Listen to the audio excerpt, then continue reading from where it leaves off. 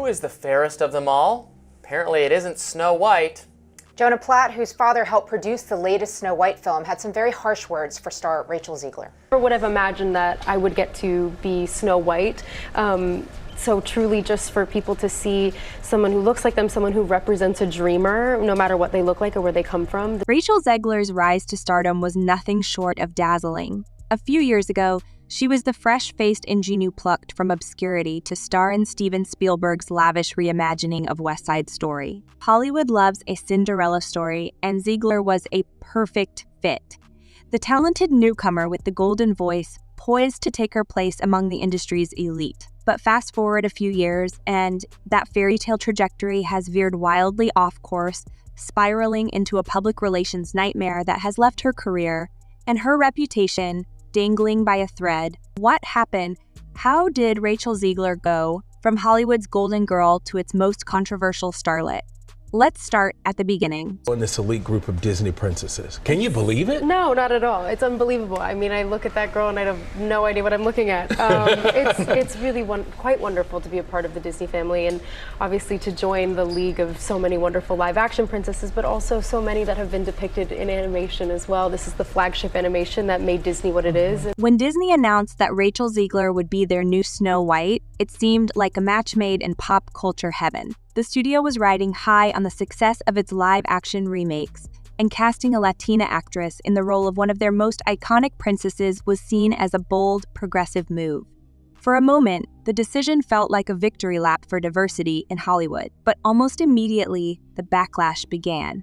Social media lit up with heated debates about the casting choice, with some critics arguing that Zegler didn't fit the traditional image of Snow White, who, let's remember, is described in the original fairy tale as having skin as white as snow. The casting was heralded by some as a modern reinterpretation, but others saw it as yet another example of what they called Disney's woke agenda.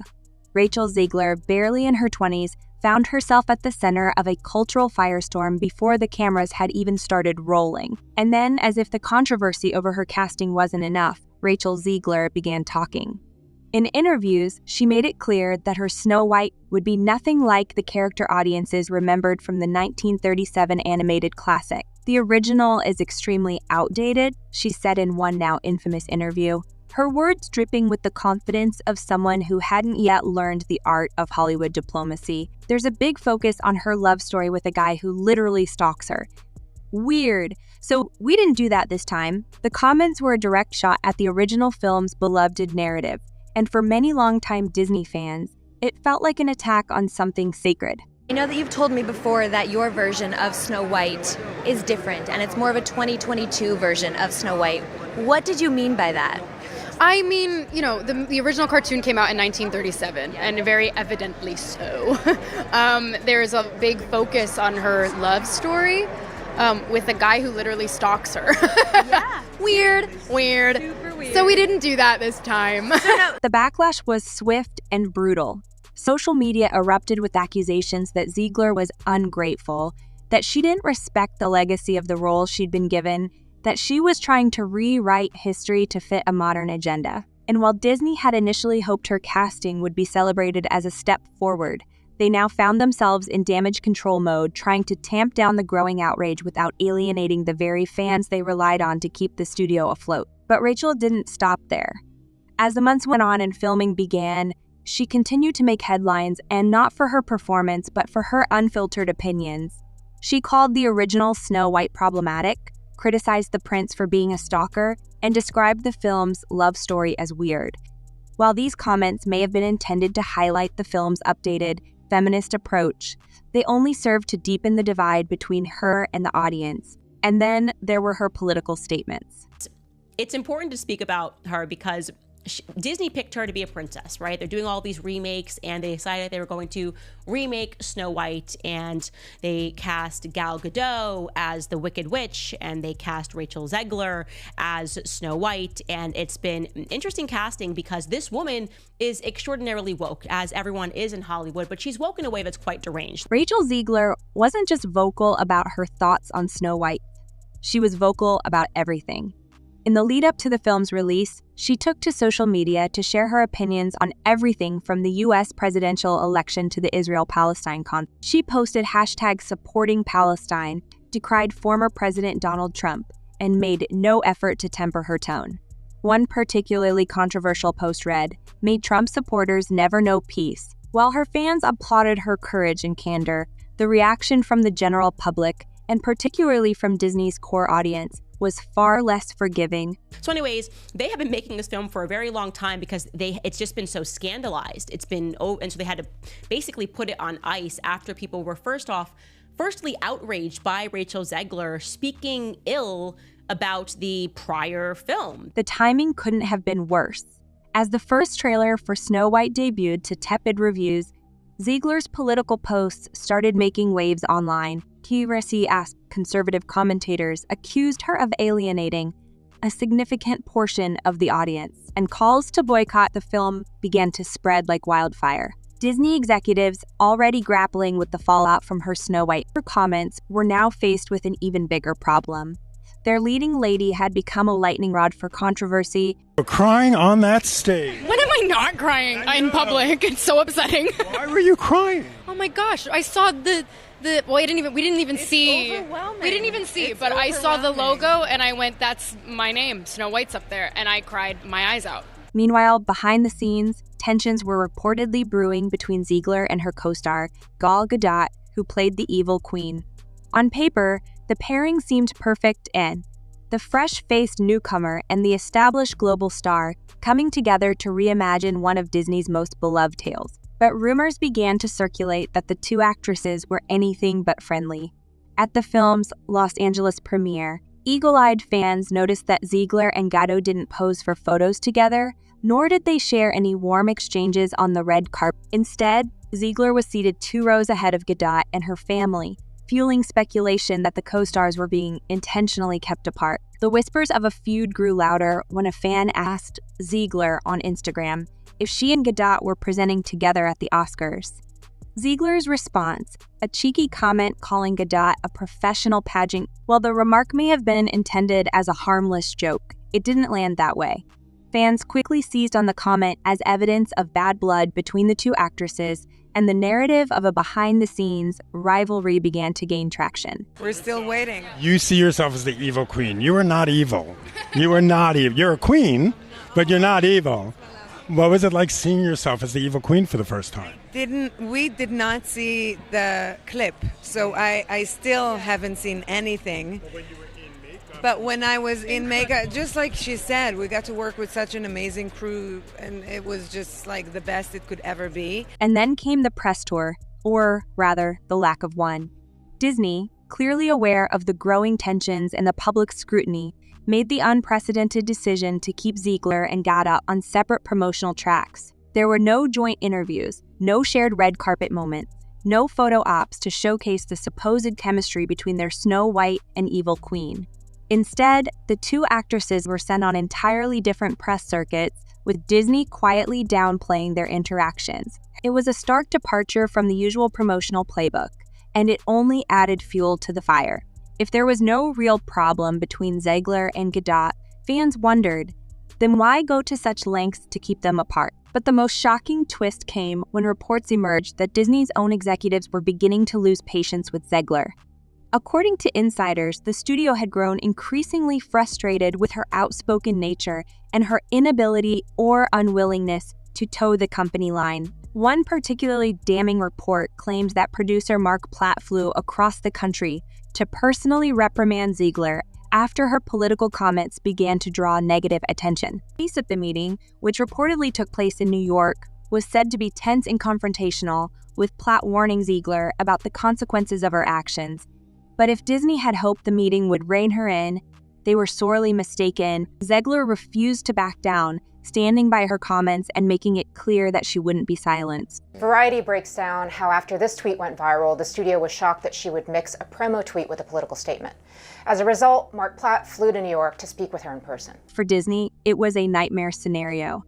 Their $270 million live-action remake, once poised to be a cornerstone of their box office strategy, was now overshadowed by controversy, advance ticket sales were sluggish, and early reviews were less than enthusiastic. And while some critics praised Zegler's performance, others couldn't help but note the tension that seemed to radiate from every frame. By the time Snow White hit theaters, the damage had already been done.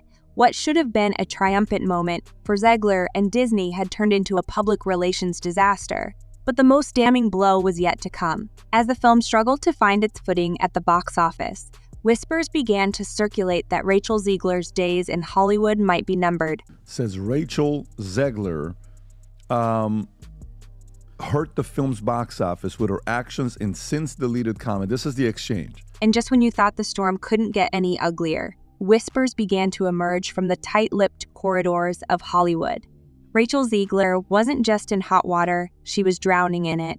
Industry insiders were now suggesting that Hollywood's golden gates might be closing on her entirely. Word on the street was that major studios, including Disney itself, were actively looking for ways to distance themselves from Zegler, even reportedly exploring the possibility of terminating existing contracts. The girl who had once been hailed as the future of Hollywood was now being branded as its most untouchable liability.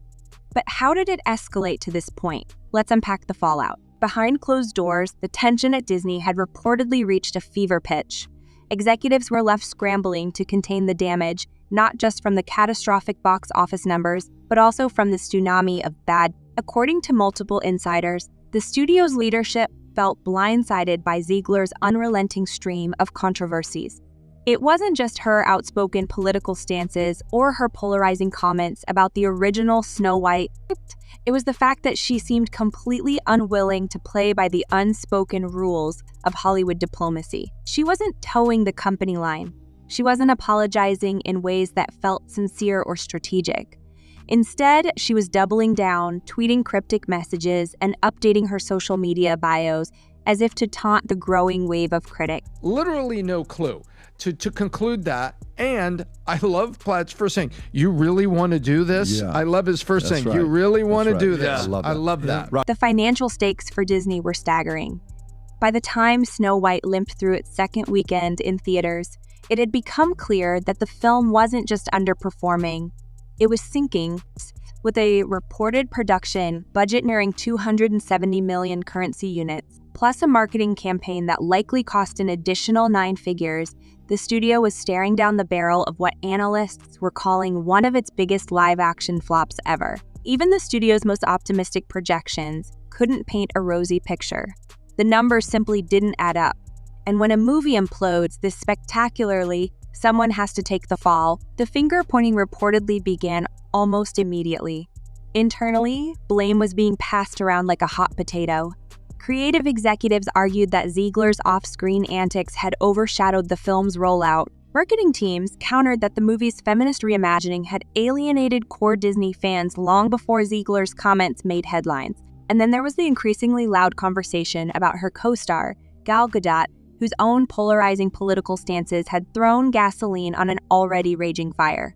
But make no mistake, the bulk of the blame was landing squarely on Zegler's shoulders. Received backlash for various reasons in the lead up to its release. Zegler had called the original Snow White movie dated and weird and said Prince Charming was a stalker. And it wasn't staying behind closed doors. The son of one of the film's producers, Jonah Platt, had already taken to social media to publicly criticize Zegler, calling her behavior immature and narcissistic. Her post, though swiftly deleted, sent shockwaves through the industry. It was rare, unheard of, even for someone so directly connected to a major studio project to call out its lead actress in such a personal, scathing way. But the damage had been done. Platt's comments added fuel to the growing narrative that Zegler was not just a misstep for Disney, but a full-blown catastrophe. About Israel and Gaza, I don't care at all. I care a little bit more about Rachel Zegler having like an underlying amount of contempt for the intellectual property. Adding to the chaos were rumors that Disney was quietly consulting its legal team about the possibility of recouping some of its losses by holding Zegler financially accountable. While this kind of action would be unprecedented, some insiders claimed that the studio had grounds to argue that her off-screen behavior had materially harmed the film's performance. The mere suggestion of a lawsuit sent Hollywood's rumor mill into would Disney really go that far? Could they? And if they did, What precedent would it set for other actors who dared to step out of line? But Zegler wasn't just facing backlash from within the industry. The public's reaction to her was growing more venomous by the day. The review bombing on sites like IMDb and Rotten Tomatoes had reached absurd proportions, with Snow White now ranked among the worst films of all time according to user scores. Social media was ablaze with memes mocking her performance, her comments, even her appearance. And while some of her fans rallied to her defense, arguing that she was being unfairly scapegoated, their voices were increasingly drowned out by the tidal wave of criticism. Our next guest made her movie debut as Maria in Steven Spielberg's West Side Story. Now she dumps the sharks for Seven Dwarfs. Disney's Snow White opens in theaters Friday. Please welcome Rachel Zegler. And let's not forget the role of Gal Gadot in all of this. While Zegler was absorbing the brunt of the backlash, Gadot was facing her own set of controversies. Her outspoken support for Israel had made her a target of online vitriol, particularly in light of the ongoing geopolitical conflict in the region. According to reports, Disney had to increase Gadot's security at promotional events after she began receiving threats. And while the studio publicly stood by her, insiders claimed that her political stances had created additional headaches for the marketing team, which was already reeling from Zegler's misstep. Disney's two leading ladies, cast as polar opposites in the film, were now embroiled in real-life conflicts that mirrored their on-screen dynamic. But instead of generating buzz for the movie, it was creating a PR nightmare. The dynamic between Zegler and Gadot was another layer of drama that refused to go unnoticed. Rumors of a feud between the two actresses had circulated for months, fueled by their frosty interactions, or lack thereof, at press events. Fans dissected every public appearance, every red carpet photo, every carefully worded interview. Why weren't they posing together? Why did they seem so distant?